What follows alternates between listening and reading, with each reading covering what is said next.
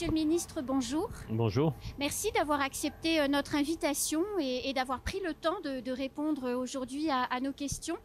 Voilà 24 heures que vous êtes en tant que ministre sur notre département, mais je crois que ce n'est pas votre premier séjour. Non, effectivement, je suis déjà venu à 2 reprises à Mayotte, il y a un peu plus de 15 ans, donc ça fait longtemps maintenant. D'abord pour des raisons professionnelles, une première fois, et je suis revenu en vacances en famille. En 15 ans, vous avez vu le changement ? Ah oui, ça n'a plus rien à voir. C'est un développement énorme, des voitures partout, des constructions, enfin vraiment, oui, ça ne ressemble plus à Mayotte que j'avais vu il y a 15 ans. Alors quand vous êtes arrivé hier, vous êtes directement allé au centre hospitalier que vous avez visité. Vous avez pris le temps d'écouter et de parler avec toutes celles et tous ceux qui sont venus vers vous pour vous parler de leurs problèmes. Qu'est-ce qui vous a le plus marqué? Qu'est-ce qui vous a interpellé pendant cette visite?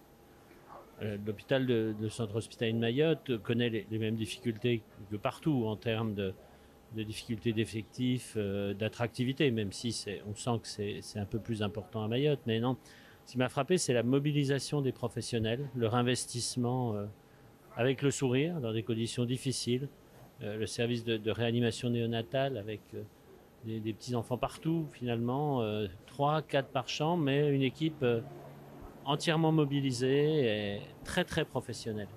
Alors après la visite du CHM, vous êtes tout de suite allé, vous avez été accueilli par le président du conseil départemental dans l'hémicycle Bamana.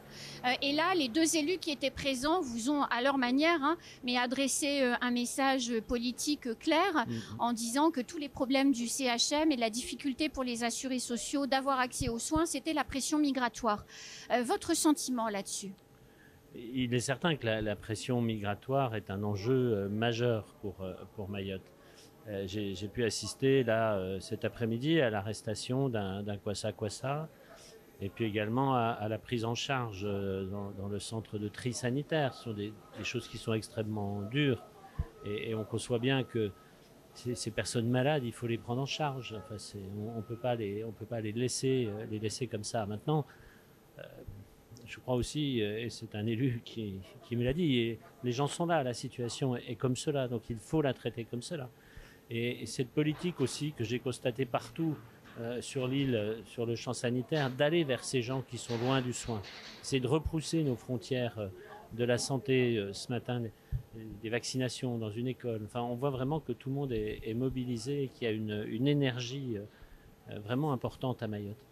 10 000 naissances par an, on sera probablement au-delà des 11 000 à la fin 2022. Un petit département de 374 km². Pourquoi on n'arrive pas à réguler les naissances? Parce que c'est clairement trop. Oui, enfin, la régulation des naissances passe essentiellement par l'éducation. Donc il y a des campagnes d'éducation, il y a des campagnes de aller vers justement ces personnes. Il y a des associations, mais il y a aussi beaucoup de monde, un taux de natalité qui est élevé sur l'île. Je crois que 7 enfants sur 10 qui naissent d'une mère qui n'est pas française. Il faut les prendre en charge, c'est indispensable. Voilà, toutes les politiques qui vont permettre d'amener peut-être aussi une meilleure contraception, d'amener la contraception d'urgence, par contre, j'ai fait passer dans la loi de la sécurité sociale le financement qui permet à toute femme d'y avoir accès gratuitement en pharmacie sans ordonnance. Voilà des éléments qui vont permettre d'avancer. Mais la santé des femmes, la santé des enfants, tout ce qui est autour de la périnatalité, on voit bien que c'est un enjeu majeur sur l'île. Comment on fait pour convaincre une femme de ne pas avoir d'enfant quand le fait d'en mettre un au monde, quand on est étrangère, lui donne au minimum un droit de séjour de 18 ans ? On fait d'abord de l'humanité, c'est-à-dire que ces personnes, quand elles sont là, il faut s'en occuper. Je crois que c'est ça qui est important. Il y a une politique de raccompagnement à la frontière. Le gouvernement est entièrement mobilisé pour essayer d'arrêter cette immigration clandestine. Je crois que les forces de l'ordre qui ont été renforcées l'année dernière de façon importante, avec en plus un 4e bataillon de gendarmes mobiles.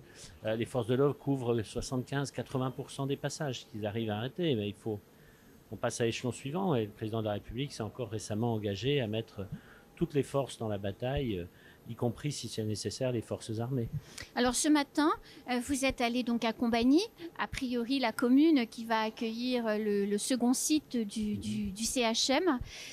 Il subsiste des problèmes fonciers pour la maîtrise du terrain sur lequel va s'installer cet établissement. Comment on va régler ces problèmes? J'en ai pu en discuter avec le directeur de l'ARS et avec le président du département. Les choses vont se régler, elles vont se régler rapidement. Il y aura ce deuxième hôpital et il sera à Combagny. Voilà. Donc maintenant, effectivement, il faut régler ces problèmes d'aménagement de terrain. Voilà. C'est combien de millions d'euros qui seront mis sur la table par l'État pour construire ce second établissement, puisque c'est le CHM deuxième site? Je vous dirai ce qu'il faudra. Oui, parce que mais l'ordre de grandeur? Non, je ne peux pas vous donner un ordre de grandeur parce qu'il faut déjà qu'il y ait un appel à projet qui soit plus précis, qu'il y ait un appel d'offres, qu'il y ait des réponses.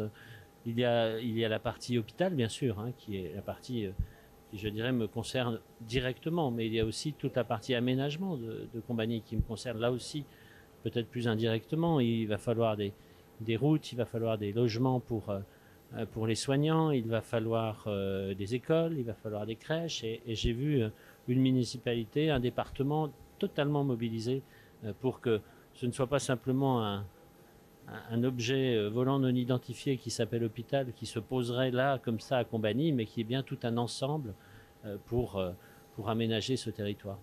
Comment on fait, Monsieur le Ministre, pour à la fois faire de la médecine humanitaire, comme vous l'avez rappelé tout à l'heure, et en même temps développer ce que le directeur de l'hôpital a commencé à faire, hein, un service neurologique, développer également une prise en charge ophtalmologique décente à Mayotte? Comment on conjugue les deux? Où on trouve l'argent en réalité pour faire tout ça? Déjà, ce n'est pas incompatible, au contraire. Il faut renforcer l'offre de soins sur Mayotte pour aller du début à la fin des prises en charge. Alors bien sûr, il n'y aura jamais à Mayotte des services hyper spécialisés, mais en tout cas, j'ai rencontré aussi des professionnels sur la partie de la cardiologie interventionnelle, c'est-à-dire la prise en charge des infarctus. Ils sont en train de voir comment s'organiser. Là, j'ai vu aussi ce matin ce centre d'ophtalmologie à distance en télémédecine qui est remarquable, avec des gens qui sont en métropole et qui font les diagnostics. Donc il faut qu'on en arrive à construire l'ensemble de ces parcours de soins qui vont, comme vous le dites, de la médecine humanitaire jusqu'à la médecine très spécialisée. Mais en fait, ce qui est important, c'est pas ces étapes, c'est la personne qui est au milieu de ça. C'est le patient qui est au milieu de ce dispositif. Et c'est lui qui doit être notre boussole.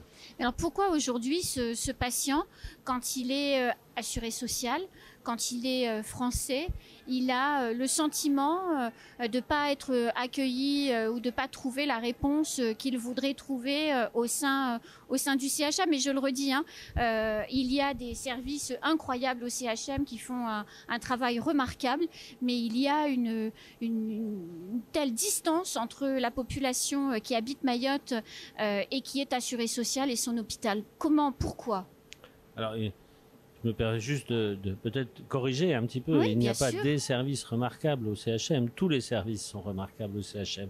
Et tous les personnels que j'ai rencontrés sont extrêmement motivés et investis. Alors, la prise en charge est la même, que vous soyez assuré social ou pas. C'est-à-dire la prise en charge médicale reste la même. Bien entendu, les Mahorais sont pris en charge comme ils seraient pris en charge partout. Après, il y a un afflux, effectivement, de population. Vous parliez de 10 000 accouchements par an. C'est la plus grosse maternité de France et je crois même la plus grosse maternité d'Europe. Donc, vous voyez, on a des volumes qui sont extrêmement importants. Mais moi, mon engagement, c'est que je puisse répondre à tous les besoins de santé des Mahorais. Comme je vous l'ai dit, pas des services très, très spécialisés où on continuera à faire des évacuations sanitaires sur la métropole ou sur la Réunion. Mais en tout cas, qu'on ait sur l'île l'offre de soins la plus complète, et ce qui m'a été présenté justement ce matin par le directeur de l'ARS, Olivier Braic, c'est une offre de soins qui va du dispensaire jusqu'aux soins très spécialisés au CHM et dans le deuxième hôpital du CHM demain. Alors vous avez ce matin rappelé que vous croyez beaucoup dans un mélange public-privé pour mettre en place une solution de santé un peu globale. Qu'est-ce que ça veut dire ?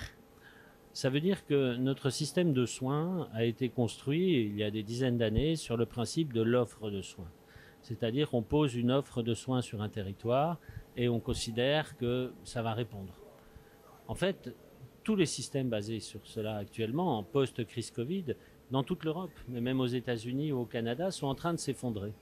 Parce qu'il y a cette perte de sens, cette perte d'envie de travailler dans ces conditions. Donc tout mon enjeu, toute la politique que je porte, c'est justement de transformer ce système vers un système qui répond aux besoins de santé de la population. Et quand on est sur un système d'offre de soins, on est par définition concurrentiel entre le public et le privé, entre la ville et l'hôpital. Ça coûte de l'argent, ça ne répond pas aux besoins. Quand on est sur un système où tout le monde se met d'accord pour répondre aux besoins de santé, comme c'est le cas, ce qui va se passer ici dans l'île avec l'installation de structures privées qui répondent à un besoin insuffisamment couvert aujourd'hui, eh bien là, on est vraiment dans un système de santé qui fonctionne. Et qui permet effectivement à chacun de trouver la réponse à son besoin. À chacun de trouver la réponse à ce besoin, à chacun de prendre sa place dans le dispositif de santé, la place où il va répondre, où il va être le plus efficace et surtout pas une place en concurrence entre les uns et les autres. Alors il est ici une pathologie multiforme qui est très mal prise en charge et on le voit régulièrement dans les procès aux assises, par exemple encore la semaine dernière.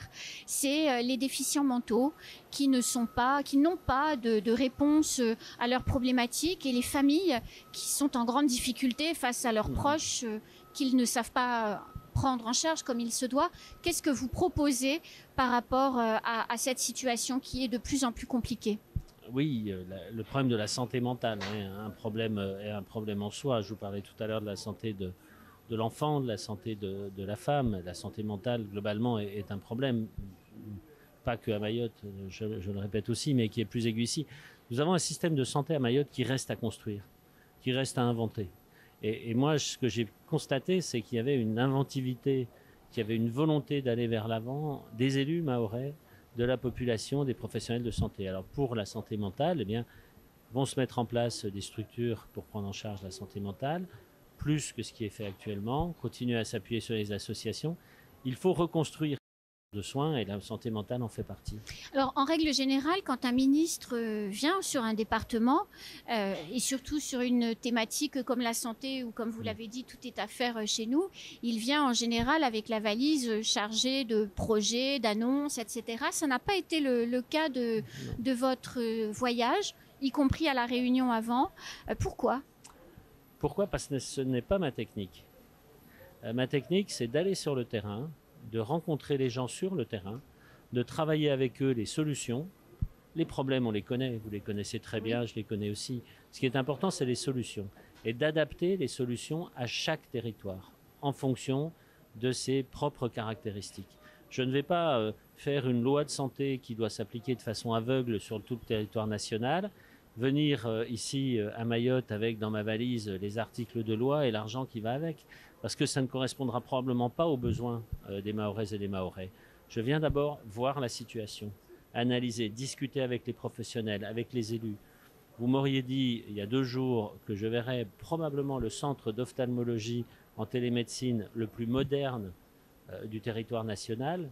Ici, à Mayotte, je ne vous aurais pas cru. Or, c'est le cas. Donc, une fois que j'ai vu ça, je suis là pour appuyer ces solutions, pour les développer et pour travailler avec les Mahoraises et les Mahorais. Mais je vais maintenant m'atteler, dès mon retour, à travailler sur toutes les problématiques qu'on m'a soulignées, avec des tracasseries bureaucratiques qui n'ont pas lieu d'être, des textes réglementaires qui ne sont pas applicables à Mayotte. Et on m'a vraiment bien expliqué ça, que ce soit les élus ou les professionnels. Donc je vais me mettre au travail et puis je reviendrai. Malheureusement, je ne pense pas que je pourrai revenir physiquement tout de suite, mais en tout cas virtuellement, avec le directeur d'ARS, avec le préfet, avec les élus, pour dire voilà ce que vous m'avez montré, voilà ce qu'on peut faire de plus, voilà comment on peut aider. Et là, à ce moment-là, il y aura des moyens. Alors, il y a un sujet qui est aussi important et qui a été évoqué hier en fin de journée, et vous sembliez être très étonné, là encore, de ce que vous avez vu. C'est cette agence de recrutement qui met en place une politique dite agressive de recrutement, et il n'y a rien de négatif derrière agressif. Ce sont des techniques du secteur privé pour, en gros, chasser des têtes et convaincre des gens de venir chez nous. Vous avez dit que vous vouliez vous appuyer sur la méthode mahoraise pour la dupliquer ailleurs en France. Voilà, c'est exactement ça, la philosophie du Conseil national de la refondation en santé qu'a voulu le président de la République, c'est s'appuyer sur des expériences locales, voir si on peut les exporter ailleurs.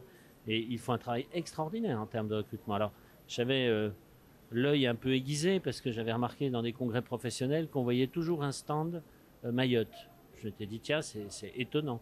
Et effectivement, je comprends mieux maintenant, mais ce n'est pas seulement une agence de recrutement, c'est aussi une agence pour garder les gens sur place, pour les installer. Il y a tout un travail qui est fait autour. Et ce qui est amusant, c'est que dans la première réunion du CNR, quand j'ai ouvert le CNR au Mans, à l'issue des travaux, c'est une idée qui a émergé en disant, tiens, en termes d'attractivité, il nous faudrait une porte d'entrée unique. Ben, c'est exactement ce que j'ai vu ici à Mamoudzou.